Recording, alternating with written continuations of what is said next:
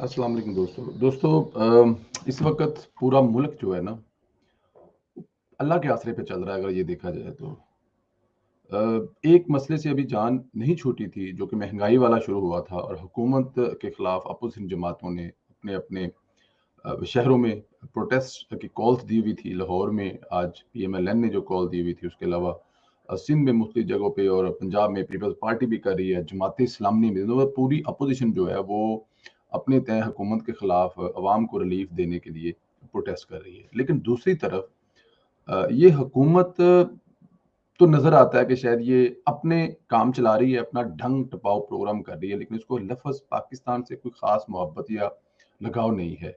ऐसे-ऐसे काम हैं इस हुकूमत के, ये नज़र आता है कि ये पाकिस्तान को डैमेज करने, पाकिस्तान को नुकसान पहुँचाने है ये। अब टीएलपी के साथ इनका जो मुआहदा था और जो मौलाना साहब के फर्जंद है साद साहब, उनको भी अरेस्ट किया हुआ है।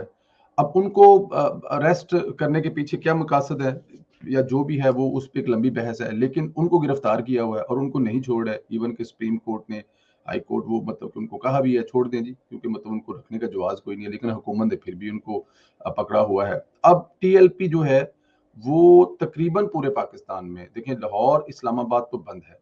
अब यहाँ पे आपको फ़ोटो दिखा नहीं सकते, लेकिन लाहौर, इस्लामाबाद तो पूरा बंद हुआ पड़ा है। लाहौर की जो ट्रैफ़िक है या इस्लामाबाद की ट्रैफ़िक है, इवन टीएलपी वाले जब इस्लामाबाद पहुँचेंगे तो पहुँचेंगे ना, अभी तो वो लाहौर से निकले नहीं है, तो इस्लामाबाद पहुँचने में तो उनको टाइम लगेगा। इस्लामाबाद अभी से बंद कर दिया गया।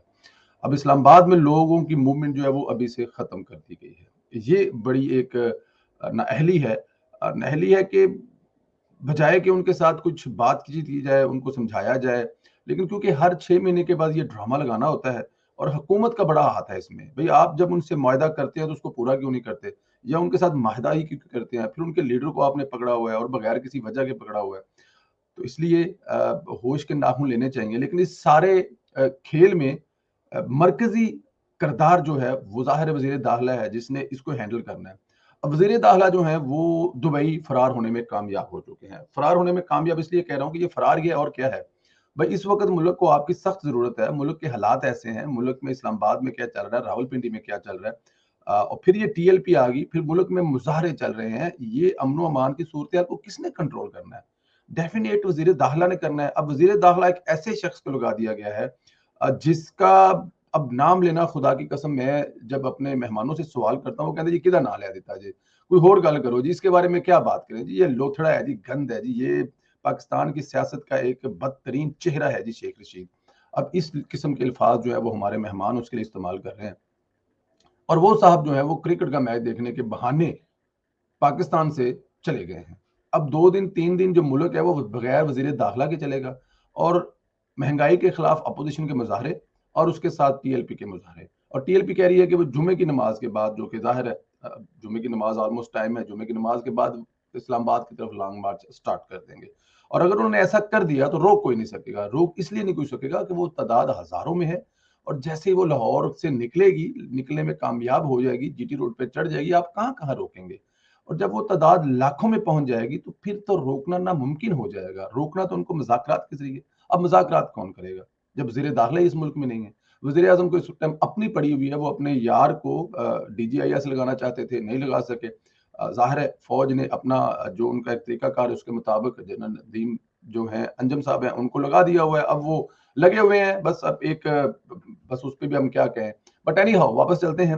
वज़ीर-ए-आज़म साहब वहाँ पे बिज़ी हैं, सुइयाँ चबो रहे हैं और दम दरूद से वो मुल्क को चलाने की कोशिश कर रहे हैं। आसमा शराज़ी साहब जब ये लिखती हैं कि आप दम दरूद से मईशत काबू नहीं होगी, आपकी काबिलियत चाहिए, तो उनको गालियाँ पड़ती है। जब हुकूमत खुद अपने आप को बचाने में, अपने इक़्तिदार को तवील देने में लगी हुई है, तो फिर मुल्क का अल्लाह ही हाफ़िज़ होगा। और जिस मुल्क का वज़ीर दाखिला मैच एन्जॉय करने के बहाने पाकिस्तान से 4 दिन चला गया।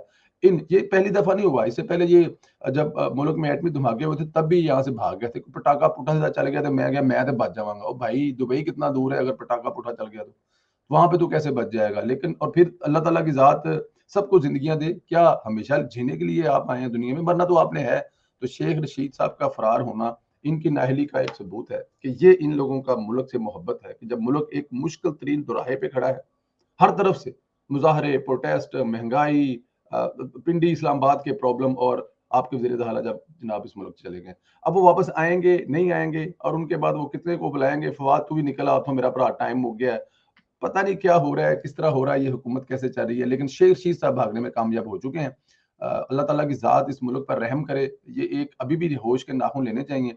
जो टीएलपी के लीडर हैं साद साहब, उनको रहा करना चाहिए और रहा करने के बाद उनसे मुज़ाकरात करने चाहिए और उनको समझाना चाहिए मुल्क की बेहतरी के लिए जो है डेफ़िनेट पाकिस्तान है, पाकिस्तानी है, मोहब्बत करते हैं पाकिस्तान से, उनको भी समझे हैं, लेकिन जब तक समझाया नहीं जाएगा, साथ बिठाया नहीं जाएगा, गले से लगाया नहीं जाएगा और आप ज़िद में कहेंगे आ जाओ जो करना है कर लो, तो फिर नुकसान वज़ीर आज़म का नहीं होगा, नुकसान किसी वज़ीर का नहीं होगा, नुकसान मेरे सोने प्यारे पाकिस्तान का होगा, यहाँ की अवाम का होगा, गाड़ियाँ यहाँ जलेंगी, प्रॉपर्टियों को आग यहाँ लगेगी, मसले मसाइल यहाँ पे होंगे जो किसी भी तरह से ये मुल्क इस हालत में अफ़ोर्ड नहीं कर सकता। खुदारा पाकिस्तान को बारे में सोचें।